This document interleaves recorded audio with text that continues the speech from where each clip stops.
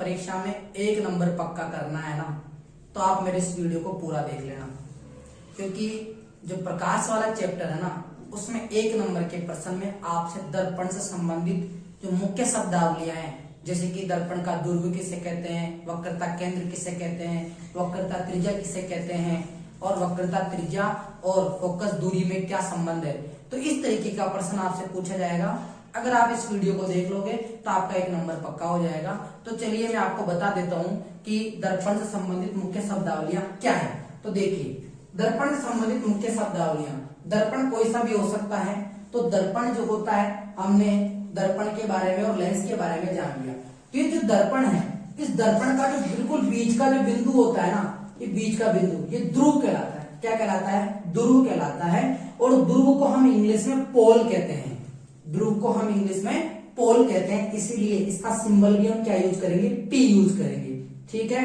अब बात ये आती है कि ये जो दर्पण जो हमने बनाया, ये दर्पण किसी गोले का कटा हुआ भाग होता है। देखिए, कटा हुआ भाग कैसे कि जैसे मान लो कोई गोला था और इस गोले का ये सेंटर है, ये सेंटर है।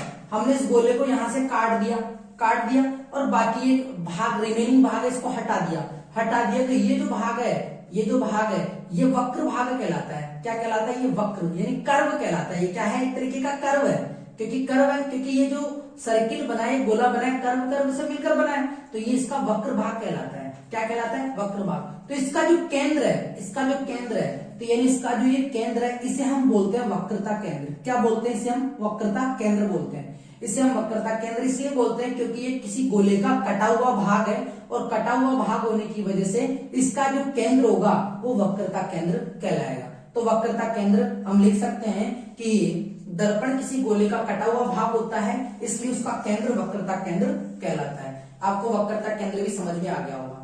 अब मुख्य अक्ष किसे कहते हैं ये जानेंगे। मुख्य अक्ष को इंग्लिश में प्रिंसिपल एक्सिस कहते हैं।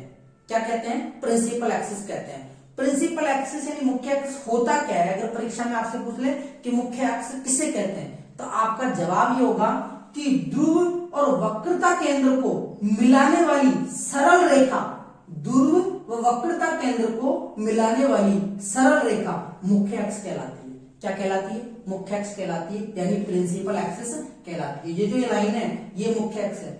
और एक और इंपॉर्टेंट बात, जितने भी बिंब और प्रतिबिंब जो बनेंगे वो इस मुख्य अक्ष पर ही बनने वाले हैं।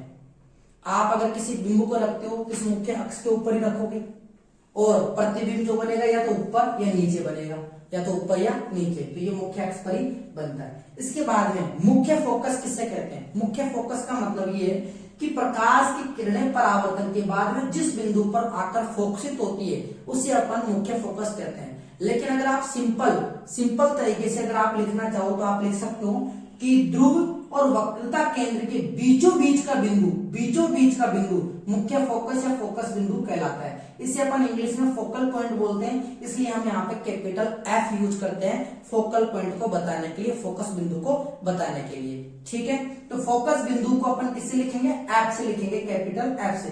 तो मुख्य फोकस यानी फोकल पॉइंट ध्रुव वक्रता केंद्र का बीच का बिंदु होता है, मुख्य फोकस कहलाता है।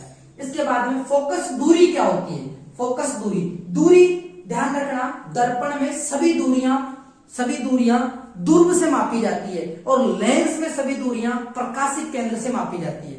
तो ध्रुव से मापेंगे, यहां ध्रुव ये रहा, इस ध्रुव से सारी दूरियां मापी जाती है। तो ध्रुव से फोकस बिंदु के बीच की दूरी कहां से कहां तक की?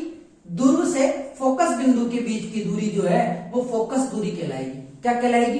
फोकस दूरी कहलाएगी, क्योंकि फोकस बिंदु की बात कर रहे हैं, तो ध्रुव से फोकस बिंदु के बीच की दूरी फोकस दूरी कहलाएगी। भाई, वक्रता केंद्र की बात करेंगे, ध्रुव से वक्रता केंद्र के बीच की दूरी क्या कहलाएगी? वक्रता त्रिज्या कहलाएगी। ये कैसे कहलाएगी भी ये बाद में देखेंगे, लेकिन अपन ने पहले देख लिया फोकस दूरी। ध्रुव व फोकस बिंदु के बीच की दूरी को अपन फोकस दूरी कहते हैं। वक्रता त्रिज्या क्या होती है? ध्रुव व वक्रता केंद्र के बीच की दूरी जो है वक्रता त्रिज्या कहलाती है। और वक्रता त्रिज्या को हम व्यक्त करते हैं किससे? कैपिटल R से। किससे? कैपिटल R से। वक्रता त्रिज्या को हम कैपिटल R से व्यक्त करते हैं। लेकिन मैंने आपको फोकस दूरी के लिए नहीं बताया। फोकस दूरी को हम स्मॉल f से व्यक्त करते हैं, यानी यहां से यहां तक की जो दूरी है वो स्मॉल f है, और यहां से लेकर यहां तक की दूरी क्या है? कैपिटल R, यानी वक्रता त्रिज्या।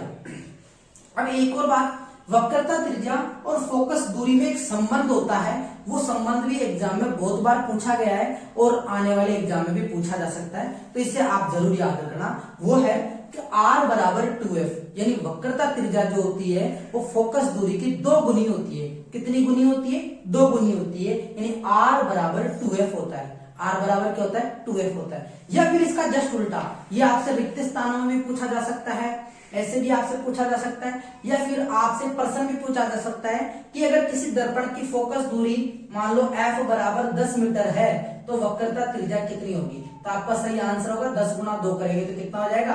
20 मीटर। ध्यान रखना। और आप इसी सूत्र से फोकस दूरी का भी सूत्र बना सकते हैं। f बराबर क्या होगा? f बराबर होगा r/2, यानी आप ये भी कह सकते हैं कि फोकस दूरी वक्रता त्रिज्या की आधी होती है। इस तरीके से हमने दर्पण से संबंधित कुछ मुख्य शब्दावलियां पढ़ ली और इन शब्दावलियों से मैं आपको बता रहा हूं 1% जरूर मिलेगा। अगर आपको कक्षा 10 के और भी महत्वपूर्ण प्रश्न चाहिए तो आप मेरे इस चैनल को सब्सक्राइब कर लेना, और अगर आपको मेरा ये वीडियो अच्छा लगा हो तो लाइक जरूर करना और अपने दोस्तों के साथ शेयर जरूर करना। Thank you.